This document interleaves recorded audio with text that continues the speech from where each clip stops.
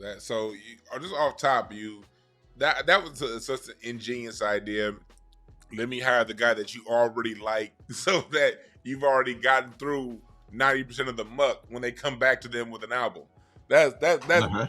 I see why they hired you. So you're now at CBS working under Clive Davis, and you're out of Chicago. I know the Chicago record industry in the '60s was just insane. Everything was there's so much being recorded in Chicago at that time. Talk to us now about now you're at CBS and you're starting to see now are they brought in the black record division. How did that work out when it came to you? Did you see anything between you and just say Motown or Philadelphia International just now coming around? Were those your competition? Those type black record labels, or was CBS still going up against Capitol and those other big boys? What was going on with the black divisions when we during this time? Well, the other labels, Motown, Festival, really was not my concern because I know they did not have the power, the strength, or the finances, the kinds of budget I had to work with there at CBS. Mm-hmm. RCA had a couple of black acts, but not anything significant. But now I have this army, this team, Mm-hmm. and this is very, very strong. I mean, this is unheard of. Mm-hmm. Most companies, let's take RCA for instance, they would have two black men to work the entire country, one for the East Coast, one for the West Coast, and that was it.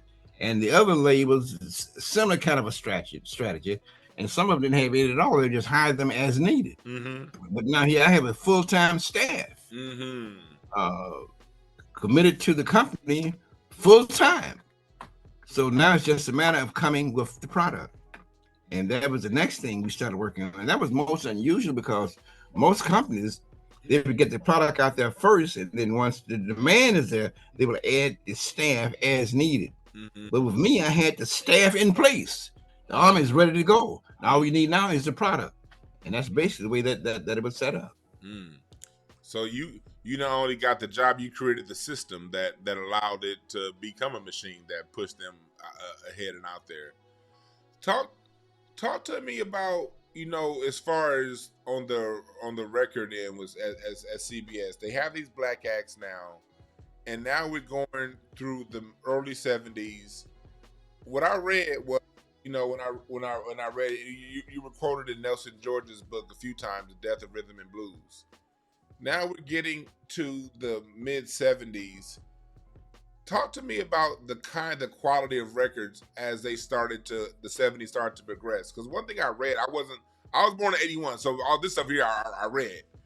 I read that in the early '70s, you had a plethora of sounds, but as you got to the mid to late '70s, it started to go pop with a lot of the black music, and they started to push things more pop, and your Curtis Mayfields and your Bobby Womack sort of got left behind. Can you talk to me? Do you know a little bit about what's going on, what was happening during that time in the mid '70s, as far as the type of acts that were being pushed and promoted? Well, what was happening? There were the country was segregated, and the same thing was happening in radio. Mm-hmm. You had your black radio stations, you had your white radio stations, you had your black promotion staff, you had your white promotional staff. Now, top 40 radio is all power. I mean, the top 40 radio stations, they're 100,000 watts.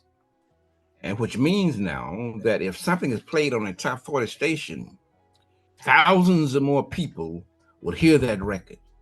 And that's what you want to do. As a record man, you want your records to be heard. And if your records are heard, there is a possibility that that consumer or that listener will go out and purchase that record. So I want my record to be heard by as many people as possible. Now, in terms of black radio was very, very limited. The wattage was so weak. Like as an example, at that particular time on a radio dial, the weakest signal on that radio dial was the far right hand corner Mm-hmm. of that dial. Now, every black radio station in the entire country was located on that far right hand corner, the weakest signal. Every top 40 radio station was located right in the middle of that dial, which is the strongest signal. So, as a record man, what I want to do, I want to get my record on a top 40 station to pick up that top 40 play, so to be there in the middle of the dial for that strong signal. Now, I went to the top 40 staff and I told them I want to, what it was called crossover. I want to cross my record over to top 40 airplay. Top 40 staff tells me, Logan, give me a top 5 number 1 R&B record and we'll take it to top 40. We will cross it over. Well, I gave them that number 1 R&B record. Now, Mr. Top 40 promotion staff, here's that record. Number 1 R&B. Take it to your top 40 stations. Cross it over so we can get this mammoth play. They couldn't do it or they refused to do it. So consequently, through them, I was not able to secure that top 40 play. But I was aware of the importance of top 40 play. Now, I had a local promotion manager in Detroit, a guy named Bill Craig, who was very friendly with the program director of a top 40 radio station in Canada, which is just across the river from Detroit. Mm-hmm.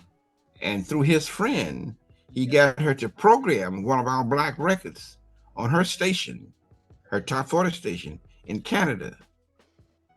And it went to the top of the charts. Uh-huh. So when she started playing it, her sister stations in Chicago and for instance, in other parts of the country, took a look at that. So you're playing this black record and it's happening. So they in turn start playing it. Mm-hmm. That's the way we start securing top 40 play on our product. Mm-hmm. And then it just spread throughout the entire country. Okay. It started out really just trying to get the best get whatever you can get play in the top 40 stations, but they'd only accept the top couple records on the R&B side. Right. So it was a situation of doing what was necessary to get done. So that in turn down line pushed the artists into making more music that would pop on the R&B charts in order to get it to the pop charts. Does that sound about correct?